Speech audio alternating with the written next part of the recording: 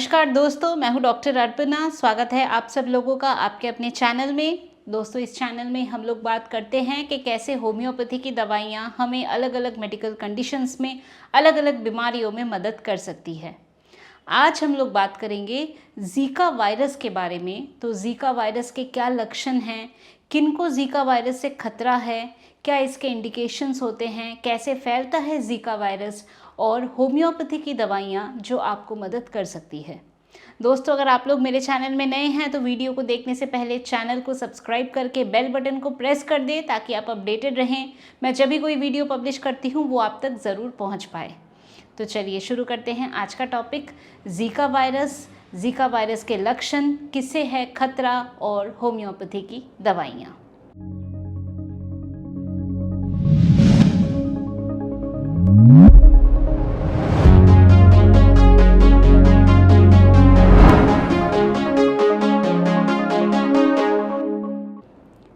तो दोस्तों, Zika virus क्या है? ज़ीका वायरस एक प्रकार का डिजीज़ है, बीमारी है जो फैलता है मच्छर के काटने से।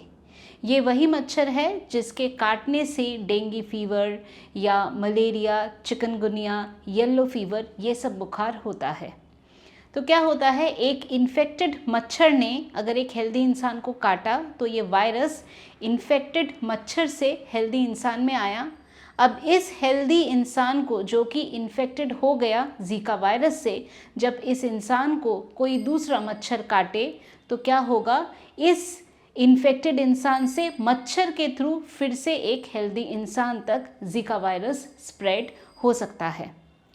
तो ये एक वेक्टर बॉर्न डिजीज़ है, और वेक्टर कौन है? वेक्टर है मच्छर। तो मच्छर से ये जो ज़ीका वायरस है ये फैलता है। ये सबसे पहले अफ्रीका में पाया गया और उसके बाद नॉर्थ अमेरिका और एशियन कंट्रीज़ में भी कहीं कहीं ये लक्षण या ज़ीका वायरस के जो केसेस हैं वो सामने आने लगे।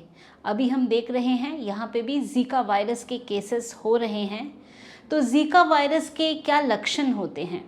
ज़ीका वायरस के लक्षण नॉर्मल बुखार, बॉडी में छोटे छोटे इरप्शंस होना, आँखों में रेडनेस, कंजंक्टिवाइटिस ऐसा होना, बॉडी में पेन, मसल पेन ऐसा हो सकता है।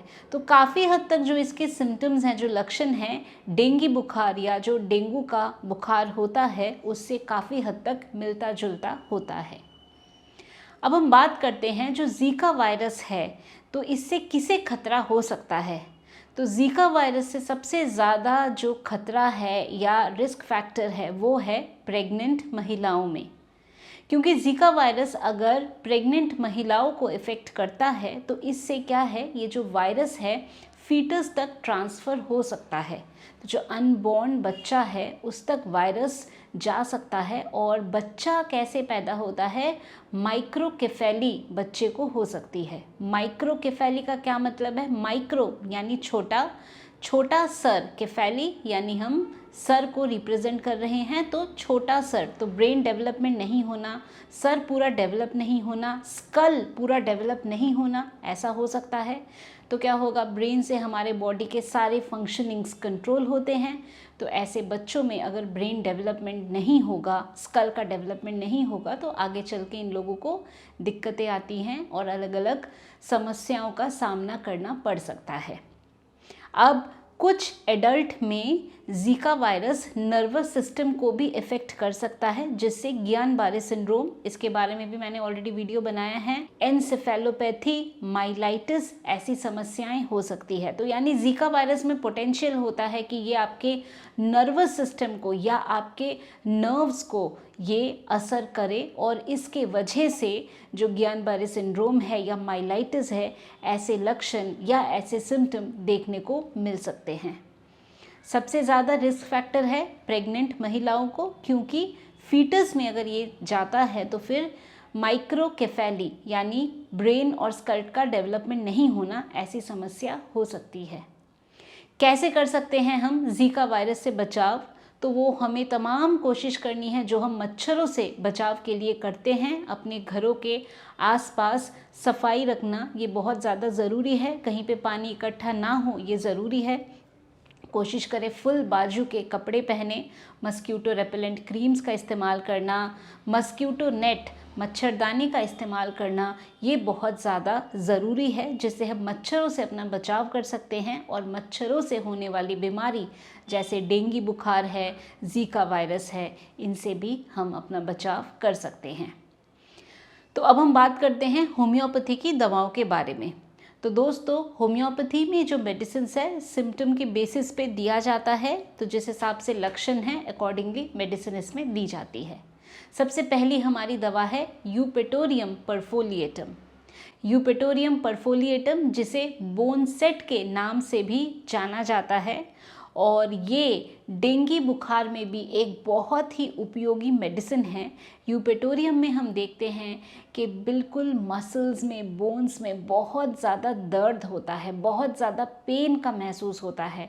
तो जब ऐसा हो कि बुखार के साथ मांसपेशियों में बहुत ही ज़्यादा पेन, ऐसा लगता है हड्डियों तक दर्द जा रहा है, ऐसा पेनफुल कंडीशन होता है, तो ऐसे में हम यूपेटोरियम परफोलिएटम दवा का प्रयोग कर सकते हैं। इस दवा को 30 पोटेंसी में दे सकते हैं, और डेंगू बुखार हो या जीका वायरस का बुखार हो जिसमें हम देखते हैं कि हड्डियों में बहुत ज़्यादा दर्द है, मांसपेशियों में बहुत ज़्यादा दर्द है, तो ऐसे में हम इस दवा का प्रयोग कर सकते हैं।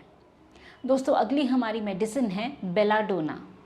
बेलाडोना ये हमारी एक इन्फ्लेमेटरी मेडिसिन है, इन्फ्लेमेशन में एक बहुत ही हेल्पफुल दवा है। अगर पेशेंट को कंजेशन हो रहा है, सर में भारीपन हो रहा है, सर में बहुत ज़्यादा दर्द हो रहा है, एकदम से ऐसा लग रहा है कि आंखें लाल हो गई है, रेडनेस है, चीक्स बिल्कुल से रेड हो रही हैं, और इसके साथ साथ पानी की प्यास नहीं है, पानी पीने की इच्छा बिल्कुल नहीं है, सर दर्द होता है, ऐसा लगता है कि लाइट वगैरह बंद करके चुपचाप लेट जाएं, फोटोफोबिया के भी सिम्टम्स इसमें होते हैं। तो जब ऐसा कंजेस्टिव स्टेज हो, कंजेशन हो, इन्फ्लेमेशन हो, किसी तरह का भी एक्सटर्नल इम्प्रेशन से प्रॉब्लम हो, लाइट से प्रॉब्लम हो, और पानी की प्यास नहीं हो, पानी पीने की बिल्कुल इच्छा नहीं हो, और फर्स्ट स्टेजेस में, एक्यूट स्टेजेस में जो दवा हमें मदद कर सकती है वो है बेलाडोना।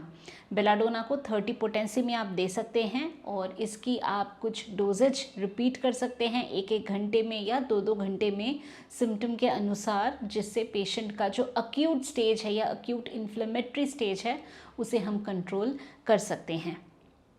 दोस्तों, जो हमारी अगली मेडिसिन है वो है रस्टॉक्स। अब रस्टॉक्स हमारी एक दवा है जो ह्यूमिड कंडीशन में बहुत अच्छा काम करती है। तो अगर नमी से, ह्यूमिड से आपकी प्रॉब्लम हो रही है या आपको तकलीफ़ हुई है, तो रस्टॉक्स एक बहुत अच्छी मेडिसिन है।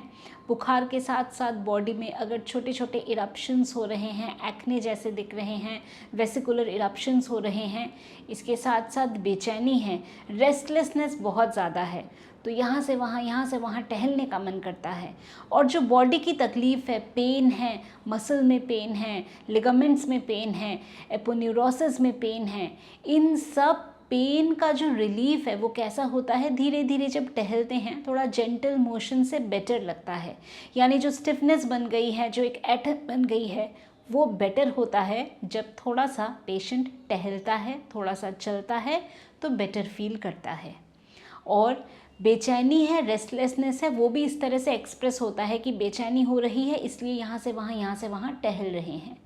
तो जब इस तरह का बुखार हो, ह्यूमिड कंडीशन से प्रॉब्लम बढ़ती हो, और बॉडी में छोटे छोटे दाने हो, बुखार जनरली इसमें लो ग्रेड, हल्का बुखार, टाइफॉइड टाइप का बुखार, ए डायनेमिक बुखार, तो ऐसे में रस्टॉक्स हेल्पफुल है। जैसे हमने बेलाडोना की बात करी कि बहुत high fever, inflammation, acute case, वहीं जो रस्टॉक्स है वो ए डायनेमिक है, बुखार चल रहा है, काफ़ी टाइम से चल रहा है, तो एक ए डायनेमिक कंडीशन जब हो तो रस्टॉक्स देनी है। जब एक डायनेमिक कंडीशन हो, बीपी बढ़ा हुआ है, एकदम से कंजेशन है, तो ऐसे में बेलाडोना देनी है।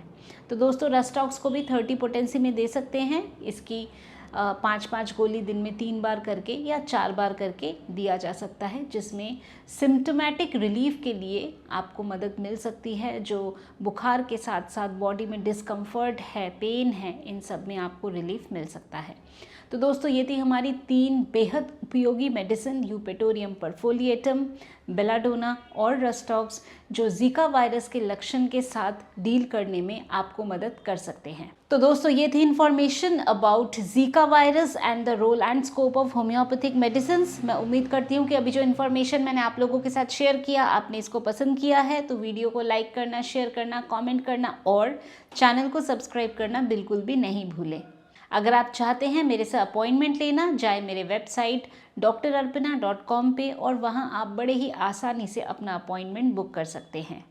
आप मेरे ऑफिस के व्हाट्सएप नंबर पे केवल व्हाट्सएप के माध्यम से मैसेज भी भेज सकते हैं, वहाँ भी आप लोगों को अपॉइंटमेंट की सारी डिटेल्स मिल जाएगी। ऐसी और भी बहुत सारी डिटेल्स है जो नीचे डिस्क्रिप्शन बॉक्स में है, आप उन्हें अवश्य देख लें।